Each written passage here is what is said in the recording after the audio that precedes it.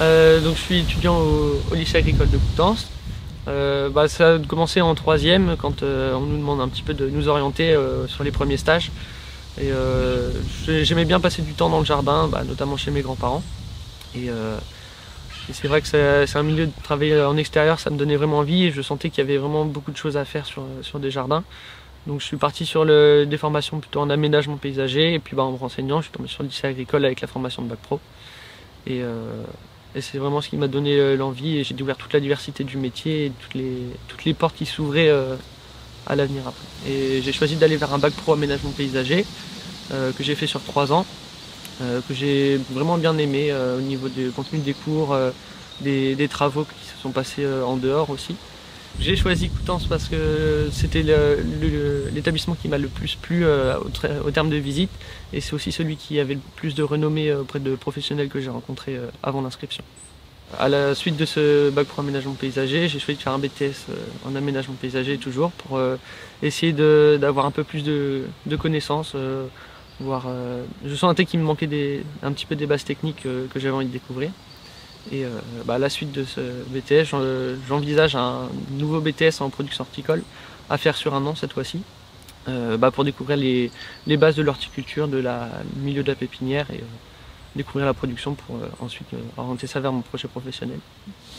Il y a la partie cours en classe qui se passe avec les profs, il y a vraiment de la diversité, on passe vraiment sur beaucoup de sujets au terme du BTS.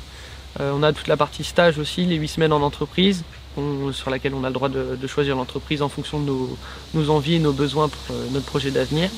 Il y a le stage à l'étranger aussi, d'une durée de 4 semaines que j'ai fait en Italie, qui reste pour moi un très bon souvenir aussi, une belle expérience. Je dirais que ça m'a un peu apporté de la débrouillardise, on va dire, parce que ça me permettait vraiment de quitter le cercle familial et le côté un petit peu tranquille de la vie. C'était vraiment des changements, je me débrouillais vraiment tout seul, j'ai dû trouver le moyen de m'y rendre, le logement, apprendre à se débrouiller dans un milieu qu'on ne connaît pas du tout, et puis avec la barrière de la langue forcément. La propriétaire m'a vraiment fait confiance sur la durée du stage, et j'ai pu à la fin de ce stage proposer un aménagement sur le jardin que j'ai réalisé entièrement en autonomie, proposer une palette végétale et un agencement de végétaux pour ceux qui s'intègrent dans le jardin italien. Ce qui m'a le plus marqué, c'est je dirais les chantiers écoles en dehors du lycée, découvrir d'autres endroits, rencontrer des personnes, échanger avec eux et faire des chantiers qui étaient assez variés aussi. J'ai vraiment un attrait pour le végétal qui m'est venu du début de bac pro. J'ai eu l'occasion de participer au concours de reconnaissance des végétaux. Et j'ai terminé premier en régional, ça m'a donné l'occasion de tenter ma chance au national. Et cette année, j'ai renouvelé l'expérience. Je suis parti faire le concours régional à Caen, auquel j'ai terminé une nouvelle fois premier. Et je tenterai ma chance au Salon Paysalia en décembre.